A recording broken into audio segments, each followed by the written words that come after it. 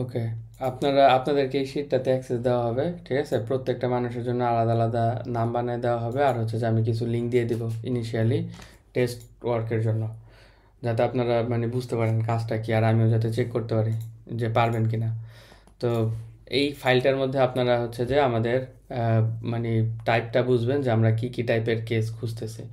এটা টিয়ার 1, টিয়ার 2, টিয়ার 3 এগুলো আপনাদের দেখার দরকার নাই। আপনারা শুধু দেখবেন যে এই এটা আসলে মানে কি কি ক্যাটাগরি, ওই ক্যাটাগরির মধ্যে কি কি আমরা নিব, ঠিক আছে? আর এই কি কি জিনিস ইনক্লুড করতে হবে, কি কি অ্যাভয়েড করতে হবে, এগুলা। তো চাইল্ড রিলেটেড আমরা চাইল্ড নেগলেক্ট বা চাইল্ড রিলেটেড যত ক্রাইম আছে এগুলো মোটামুটি সবই নিব। বাট আমরা অ্যাভয়েড করব হচ্ছে যে ধরেন যে কোনো ধরনের রেপ কেস অথবা সেক্স রিলেটেড অথবা এই সমস্ত যে কোনো কিছু আমরা অ্যাভয়েড করব, ঠিক আছে? এটা শুধু চাইল্ডের বেলায় না, এটা যে কোনো বেলায়। তো আমি এটা নিচে অ্যাড করে দেবো অ্যাভয়েডের লিস্টে। তো আপনারা এই ক্যাটাগরিগুলো সবগুলো দেখে বোঝার চেষ্টা করবেন যে আমরা কী কী টাইপ ক্যাটাগরি খুঁজতেছি। তাও আমি একটা সংক্ষেপে বর্ণনা দিই। একটা হচ্ছে যে চাইল্ড রিলেটেড আমি সব কিছুই নিব, চাইল্ড রিলেটেড যে কোনো হার্ম, নেগলেক্ট, অ্যাবিউজ অথবা ডেঞ্জার রিলেটেড, শুধুমাত্র ওই রেপ, সেক্স এগুলো বাদে, ঠিক আছে?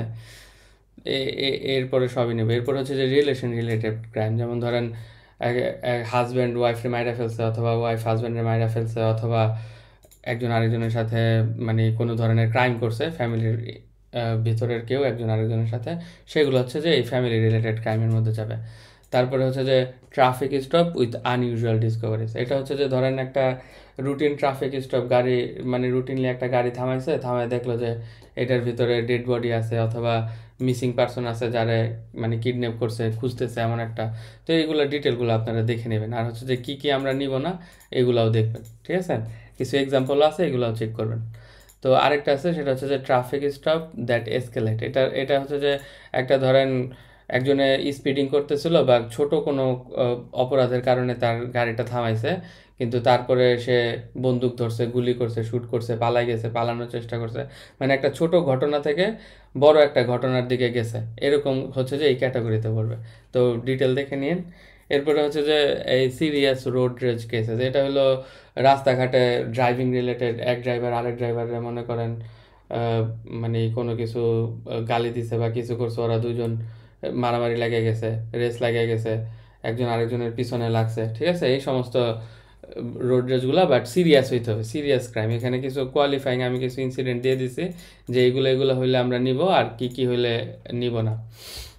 তারপরে হলো পুলিশ ডিস্টার্বিং ডিসকভারি। সেটা হলো ধরেন ডেড বডিজ পাইছে কোনো জায়গায়, ফ্রিজের মধ্যে এই হাত পা কাটা এরকম পাইছে, মাথা পাইছে, মানে কিছু ডিস্টার্বিং ডিসকভারিজ পাইছে, বাট পুলিশ ইনভলভ থাকতে হবে, ঠিক আছে? মানে পুলিশে ইয়া করছে অথবা পাইলেও সেখানে পুলিশে ডাকছে, পুলিশে সেখানে গেছে, এরকম জিনিস থাকতে হবে, মানে পুলিশের ইনভলভমেন্ট থাকতে হবে ওই জিনিসটার মধ্যে। এমন না যে একটা জেনারেল নিউজ দিল যে একটা মানুষ এতদিন ধরে মিসিং অথবা এই জায়গায় এমন একটা জিনিস উদ্ধার করছে এই কিছু, বাট ওইখানে পুলিশের কোনো ইনভলভমেন্ট নাই, পুলিশ ওখানে যায় নাই, বা এরকম জিনিস নেবেন না। এরপরে আছে ধরেন সিরিয়াস পুলিশ চেসেস। একটা হলো যে পুলিশ ধাওয়া করছে সন্ত্রাসীরে, ওর সাথে অনেকক্ষণ গাড়ি চালায়, ওর সাথে রেসিং করে ওরে ধরতে পারছে, এমন একটা কিছু। মানে পুলিশ পিছে দৌড়ায় দৌড়ে, এটা গাড়ি দিয়া হোক অথবা পায়ে হেঁটে হোক, যেভাবেই হোক, পুলিশ সন্ত্রাসীরা আসামিরে ধরছে, চেস করছে, এরকম জিনিসগুলো হচ্ছে এখানে নেবেন। তো ডিটেল তাও দেখে নিন। এরপরে গেলে হচ্ছে যে শপলিফটিং অথবা ফ্রড কেসেস। এটা শপলিফটিং মানে হলো যে দোকান থেকে কোনো কিছু চুরি করার চেষ্টা করতেছে, এরকম একটা মানুষ ধরা গেছে, এগুলা। আর হচ্ছে যে ফ্রড কেসেস, বড় বড় যে ফ্রড কেসগুলো আছে সেগুলা। তো আপনারা এক্সাম্পল দেখে নিন, যেমন স্ক্যাম রিলেটেড এগুলা, মানে যত কিছু আছে এই জিনিসগুলা, এক্সাম্পল প্লাস কী কী নিতে হবে না নিতে হবে দেখে নিন। আর এরপর হলো মার্ডার অ্যারেস্ট। তো শুধুমাত্র একটা মার্ডারের নিউজ পাইলে আপনারা এটা নেবেন না। যদি ওই মার্ডার রিলেটেড, মার্ডারের জন্য কাউরে অ্যারেস্ট করে অথবা ওই মার্ডারের মধ্যে যদি সাসপেক্টের নাম থাকে, ঠিক আছে? তো মানে সাসপেক্ট রিলেটেড যদি মানে কে মারছে এটা যদি জানেন, আসামির ব্যাপারটা যদি জানেন, তাইলে হচ্ছে যে এই কেসগুলো নেবেন।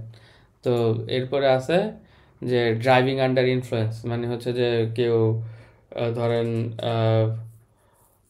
কেউ ধরেন মাতাল অবস্থায় গাড়ি চালাইতেছে, অ্যাক্সিডেন্ট করছে, কারো ক্ষতি করছে, বাসা বাড়ি ভাঙে ফেলাইছে, ঠিক আছে, কাউরে মাইরা ফেলাইছে, এই সমস্ত জিনিস হচ্ছে যেগুলা।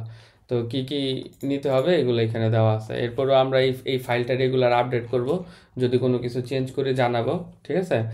আপনারা এই ফাইলটা ভালো করে পুরোটা বোঝার চেষ্টা করবেন যে কোন কোন ক্যাটাগরিতে কি আছে কি নাই।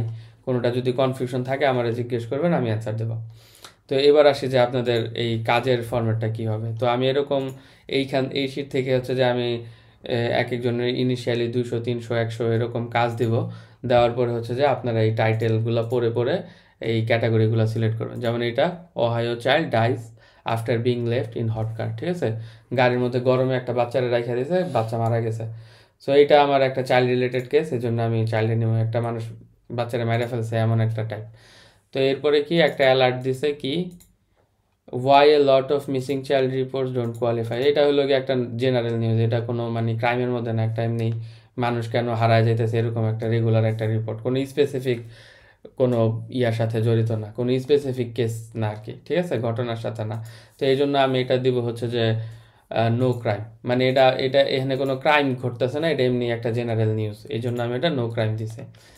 তো এরকম যেটা যেই ক্যাটাগরি হবে আপনারা সেটা সেই ক্যাটাগরিগুলো আমাদের ওই যেগুলো এক্সপ্লেন করছি ওইগুলো অনুযায়ী এইখান থেকে সিলেক্ট করবেন।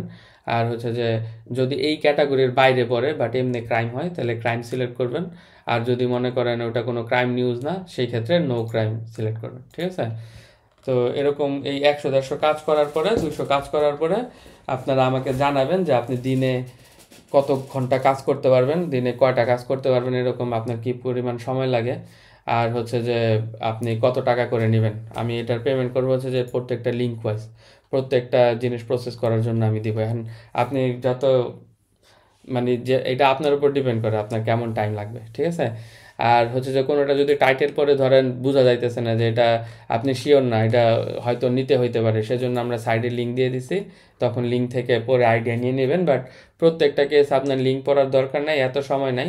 আপনারা চেষ্টা করবেন ঘন্টায় 100টার মতো যাতে অ্যাটলিস্ট করতে পারেন, 100টা বা তার বেশি, শুধুমাত্র টাইটেল পড়ে যাতে আপনারা ডিসিশনটা নিতে পারেন এটার চেষ্টা করবেন, ঠিক আছে। না বুঝলে তখন আপনারা লিঙ্ক ওপেন করতে পারেন। তো এরপরে কোনো কোশ্চেন থাকলে, কোনো কিছু না বুঝলে নোটের মধ্যে লিখবেন, আমি আপনাদেরকে পরে কল দিয়ে ওই প্রবলেমগুলো সলভ করব বা অ্যান্সারগুলো দিব, ঠিক আছে। আর যদি ধরেন কোনো ভুল থাকে, যেমন আমি দেখলাম আপনাদের কাজগুলা আপনি করার পরে আবার হচ্ছে আমি আরেকজনের দিয়ে চেক করাবো, আমিও চেক করবো এগুলা। তো যদি আমি দেখি যে ক্যাটাগরিগুলো আপনারা ঠিকঠাক মতো সিলেক্ট করতে পারতেছেন না, সেই ক্ষেত্রে আমি আপনাদেরকে এই কাজে নিতে পারবো না। তো এই কাজের পরিমাণ আছে আমাদের কাছে 15 20 হাজার 30 হাজার কয়েক লাখ এরকম নিউজ আছে। সো এই কাজটা মোটামুটি মানে আপাতত কাজের অভাব নেই, ঠিক আছে। সো আপনারা জানায়েন যে ফুল টাইম করতে পারবেন কিনা, আমি মেনলি ফুল টাইম লোক খুঁজতেছি। আর প্রত্যেক দিন কটা কাজ করতে পারবেন, কত টাকা নেবেন, এই জিনিসগুলো আমাকে জানাবেন। ধন্যবাদ।